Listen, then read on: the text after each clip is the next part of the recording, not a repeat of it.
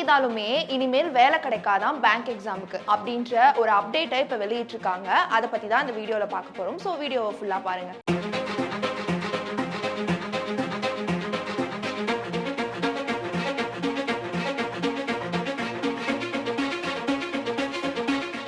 Pass செய்தாலுமே இனிமேல் வேலை கிடைக்காதான் bank எக்ஸாமுக்கு. அதை பற்றி தான் இந்த வீடியோவில் பார்க்க போகிறோம். சேனல் 5 நேயர்களுக்கு வணக்கம். பேங்க் எக்ஸாம் எழுதுவதற்கு சிபில் ஸ்கோர் ரொம்ப முக்கியம் அப்படின்ற ஒரு அப்டேட்டை இப்போ வெளியிட்டிருக்காங்க. அதை பற்றி தான் இந்த வீடியோவில் பார்க்க போகிறோம். ஸோ வீடியோவை ஃபுல்லாக பாருங்கள்.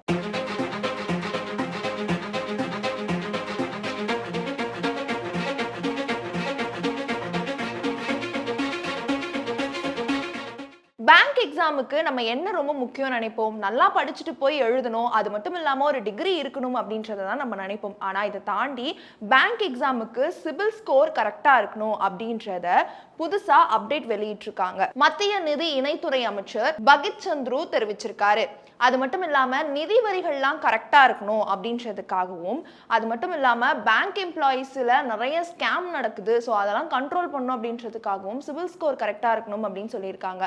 முக்கியமா சிபில் ஸ்கோர் கரெக்டா இருக்கணும் அப்படின்னு சொன்னதுக்கான ரீசன் என்னன்னு பாத்தீங்கன்னா, இது மூலியமா நிறைய ஸ்கேம் அண்ட் ஃபோர்ஜரி வேலைலாம் நடந்துட்டு இருக்கு அப்படின்ற மாதிரியும் சொல்லியிருக்காங்க.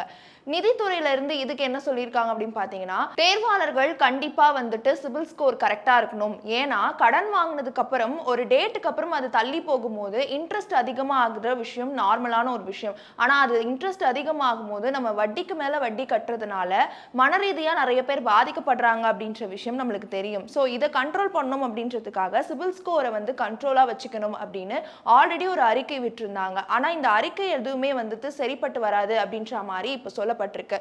இதை தொடர்ந்து பேங்க் எக்ஸாம் எழுதுறவங்களுக்கும் அவங்களுக்கும் இந்த மாதிரி அப்டேட் விடலாம் அப்படின்ற மாதிரியும் சொல்லியிருக்காங்க. ஸோ அதை தான் வந்துட்டு இப்போ 1 by 1 பார்க்க போறோம். 2024 to 2025 இருந்து 2025 இருந்து 2026 வரையும் இந்த நிதியாண்டுல மட்டுமே நிறைய பேர் சிபில் ஸ்கோர் வந்து கம்மியா இருக்கு அப்படின்னு வந்து சொல்லப்பட்டிருக்கு.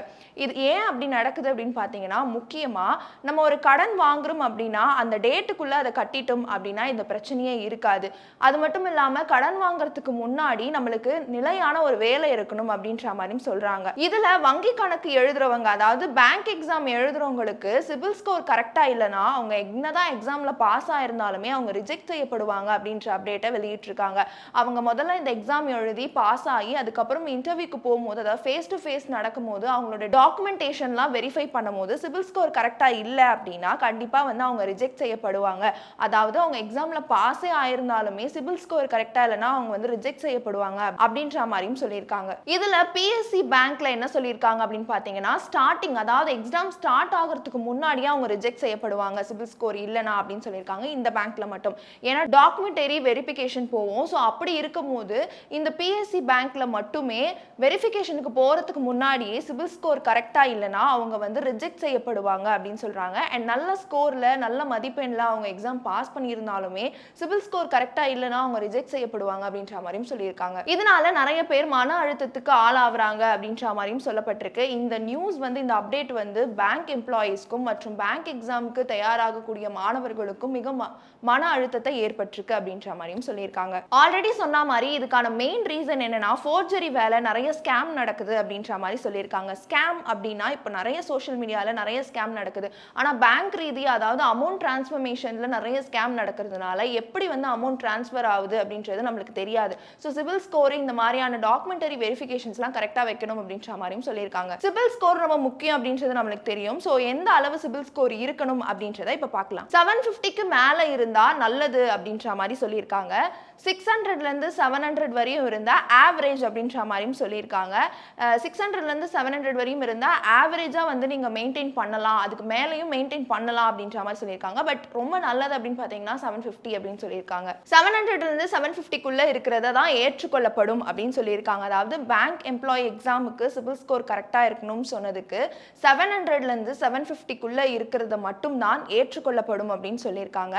600லேருந்து 700 வரையும் இருக்கிறது கொஞ்சம் இன்னும் உயர்த்தப்படலாம் அப்படின்ற மாதிரியும் சொல்லியிருக்காங்க. 500க்கு கீழே இருக்கிறவங்களுக்கு ரிஜெக்ட் செய்யப்படுது அப்படின்னு சொல்லியிருக்காங்க. ஸோ பொதுவாக நம்ம வந்துட்டு ஒரு ஃபர்னிச்சரோ இல்லை வந்து ஏதாவது மொபைல் ஃபோன்ஸோ எடுக்கிறோம் அப்படின்னா கண்டிப்பாக சிபில் ஸ்கோர் கரெக்டாக இருக்கணும். நம்மளுடைய அக்கௌண்ட்ல இருந்து ஒரு விஷயம் டிரான்ஸ்ஃபர் ஆகுது அப்படின்னா சிபில் ஸ்கோர்ன்ற விஷயம் ரொம்ப முக்கியமான ஒரு விஷயம். ஸோ அதை வந்து கரெக்டாக வச்சுக்கணும் அப்படின்ற மாதிரியும் சொல்லியிருக்காங்க. ஸோ அதுக்கே அவ்வளோ இம்பார்ட்டன்ஸ் இருக்கும் போது பேங்க் எம்ப்ளாயீஸ்ல இருக்கக்கூடியவங்க நிதி உதவியை கரெக்டாக பயன்படுத்தணும் அப்படின்றதுக்காக பேங்க் எம்ப்ளாயீஸ் கிட்ட இருந்தே இதை ஆரம்பிப்பதாகவும் சொல்லியிருக்காங்க. சிபில் ஸ்கோர் இவ்வளவுதான் இருக்கணும், எவ்வளவு இருக்கணும் அப்படின்றதெல்லாம் நம்ம பார்த்தோம். 780க்குள்ள இருந்துச்சு அப்படின்னா உயரக்கூடும் அப்படின்ற மாதிரியும் சொல்லியிருக்காங்க. இதுக்கு ஒரு 5 டிப்ஸ் சொல்றேன், ஸோ கேட்டுக்கோங்க. ஃபர்ஸ்ட், தவணையை லேட்டா கட்டுவதை ஸ்டாப் பண்ணணும். அதாவது ஒரு டேட் வந்துருச்சு அப்படின்னா அந்த டேட்குள்ளேயே வந்துட்டு அந்த அசலை வந்து கட்ட பார்க்கணும். அந்த தவணையா இருக்கட்டும் இல்ல அசலா இருக்கட்டும் நீங்க வந்து அந்த டேட்குள்ளேயே கட்ட பார்க்கணும். அதுக்கு மீறி போச்சு அப்படின்னா கண்டிப்பா வந்துட்டு உங்களுக்கு இன்ட்ரெஸ்ட் அதிகமாகும். அதாவது வட்டி அதிகமாக நீங்க வட்டி மட்டும் தான் பே பண்ற மாதிரி இருக்கும். ஸோ தவணை மட்டுமே கட்டுற மாதிரி இருக்கும் அப்படின்ற மாதிரி சொல்றாங்க. ஸோ அதை அவாய்ட் பண்ணிக்கணும் அப்படின்னு சொல்றாங்க. ரெண்டாவது, தவணையோட சேர்த்து அசலையும் வந்து நீங்க பே பண்ணீங்கன்னா உங்களுக்கு ரொம்ப சுலபமா இருக்கும் அப்படின்னு சொல்றாங்க. ஃபார் எக்ஸாம்பிள், இப்போ நீங்க 50,000 வாங்கியிருக்கீங்க அப்படின்னா மந்த்லி ஒரு 5,000 கட்டுறீங்க அப்படின்னா ஒரு எக்ஸ்ட்ரா 5,000 போட்டு ஒரு 10,000 நீங்க வந்து அசலா கட்டினீங்கன்னா மேபி உங்களுக்கு வந்து வட்டி வந்து ரொம்ப குறையும். அசலை கட்டுறது மூலியமா சீக்கிரமா உங்களோட கடனும் வந்து க்ளோஸ் ஆகும் அப்படின்ற மாதிரி சொல்லியிருக்காங்க. ஸோ மூணாவது வந்து நிலையான வேலை இல்லாம எந்த ஒரு கடனும் வாங்கக்கூடாது அப்படின்ற மாதிரி அறிவுறுத்திருக்காங்க. ஏன்னா வந்து நம்மளுக்கு மந்த்லி இன்கம் இல்லாம எந்த ஒரு கடனும் வாங்கணும் அப்படின்னா ரொம்ப கஷ்டமா இருக்கும் அப்படின்ற மாதிரி சொல்லியிருக்காங்க. ஸோ ஃப்ரீலான்சரா இல்லை பிஸ்னஸ் பண்ற மாதிரி இருந்துச்சுன்னா நீங்க வாங்கும் போது ரொம்ப கட்டும் போது ரொம்ப கடினமா இருக்கும் அப்படின்ற மாதிரியும் சொல்லியிருக்காங்க. அதெல்லாம் விட ரொம்ப முக்கியமா கிரெடிட் கார்டு யூஸ் பண்ணக்கூடாது அப்படின்னு சொல்லியிருக்காங்க. என்னதான் நம்மளுக்கு கிரெடிட் கார்டு பயங்கரமான ஒரு விஷயத்தை, அதாவது யூஸ்ஃபுல்லான விஷயத்தை கொடுத்தாலுமே அதுதான் வந்து நம்மளுடைய மாச இறுதிக்குள்ள நிறைய ப்ராப்ளத்தை கொண்டு வருது அப்படின்ற மாதிரி சொல்லியிருக்காங்க. கிரெடிட் கார்டு இருந்துச்சு அப்படின்னா நம்ம நிறைய விஷயங்களை பர்ச்சேஸ் பண்ணிட்டு அதுக்கப்புறம் பே பண்ணிக்கலாம் அப்படின்ற மைண்ட் செட்ல இருப்போம். ஸோ கிரெடிட் கார்டு யூஸ் பண்றதை ரொம்ப வந்து அவாய்ட் பண்ணணும் அப்படின்ற மாதிரி சொல்லியிருக்காங்க. வெறும் டெபிட் கார்டு மட்டும் யூஸ் பண்ணணும் அப்படின்னு சொல்லியிருக்காங்க. அண்ட் ஃபைனலி என்ன சொல்லியிருக்காங்க அப்படின்னு பார்த்தீங்கன்னா கடன் ரிப்போர்ட்டை வருஷத்துக்கு ஒரு வாட்டி செக் பண்ணணும்னு சொல்லியிருக்காங்க. அதாவது வாரம் செக் பண்றதை தாண்டி மாசம் செக் பண்றதை தாண்டி வருஷத்துக்கு ஒரு வாட்டியாவது இன்கம் டாக்ஸ் மாதிரி செக் பண்ணணும், கடன் ரிப்போர்ட்டை செக் பண்ணிக்கணும் அப்படின்ற மாதிரி சொல்லியிருக்காங்க. ஏன்னா ரொம்பவே ஏறிட்டு போவோம் அப்படின்ற மாதிரியும் சொல்லியிருக்காங்க. உங்க ஃப்ரெண்டு யாரெல்லாம் பேங்க் எக்ஸாமுக்கு படிச்சா மட்டும் போதும் அப்படின்னு நினைச்சிட்டு இருக்காங்களோ அவங்களுக்கு சிபில் ஸ்கோரும் ரொம்ப முக்கியம். ஸோ கரெக்டா இருக்கணும் அப்படின்றத சொல்லி இந்த வீடியோவை ஷேர் பண்ணுங்க. இதே மாதிரி யூஸ்ஃபுல்லான வீடியோஸ் வேணும் அப்படின்னா சேனல் 5 நியூஸை ஃபாலோ பண்ணிக்கோ.